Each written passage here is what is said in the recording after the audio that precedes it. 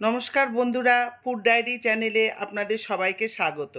আমি বাবলি চলে এসেছি একটা ফ্রাইড রাইসের রেসিপি নিয়ে। আমি আধ ঘন্টা আগে বাসমতি চাল ভিজিয়ে রেখে দিয়েছিলাম। প্রথমে আমি গরম জলে গোটা গরম মশলা দিয়ে দিলাম। এরপরে ভিজানো বাসমতি চালটা আমি দিয়ে দিলাম। এবার কিছুটা পরিমাণ লবণ দিয়ে দিলাম আর কিছুটা পরিমাণ ভিনিগার দিয়ে দিলাম। এবার চালটা অর্ধেক সেদ্ধ হওয়া না পর্যন্ত ঢাকা দিয়ে রেখে দিলাম। 80% ভাতটা সেদ্ধ হয়ে গেলে আমি একটা ছাঁকনি দিয়ে ছেঁকে নেব। আমি গাজর আর ক্যাপসিকাম কুচিয়ে নিয়েছি আর কাজু কিশমিশ নিয়ে নিয়েছি আর সাজানোর জন্য বেদানা নিয়ে নিয়েছি। আমি কড়াইতে আগের থেকে সাদা তেল দিয়ে দিয়েছিলাম আর একটু ঘি দিয়ে দিলাম। এরপর আমি কুচনো গাজরগুলো সব দিয়ে দিলাম।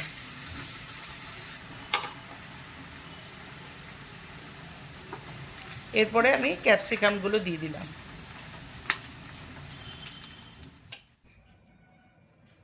এরপরে আমি কিছুটা লবণ দিয়ে দিলাম। এবার কাজু কিশমিশগুলো দিয়ে দিলাম। এবার সব কিছু দিয়ে ভালো করে নাড়িয়ে নিলাম। এবার আমি চিনি দিয়ে দিলাম। চিনির পরিমাণটা একটু বেশি দিতে হবে, তাহলে ফ্রাইড রাইস খেতে ভালো লাগে। আবার কড়াইতে একটু সাদা তেল গরম করে আবার একটু ঘি দিয়ে দিলাম। এরপর রাইসগুলো সব দিয়ে দিলাম। এবার একটু ভালো করে নাড়িয়ে নিলাম।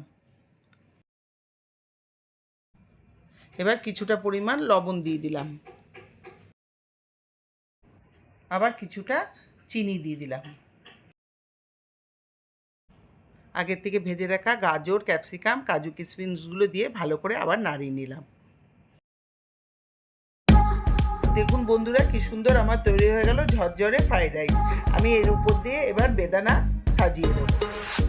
বন্ধুরা, আমার রান্নাটা যদি আপনাদের ভালো লেগে থাকে তাহলে একটা লাইক এবং শেয়ার করবেন।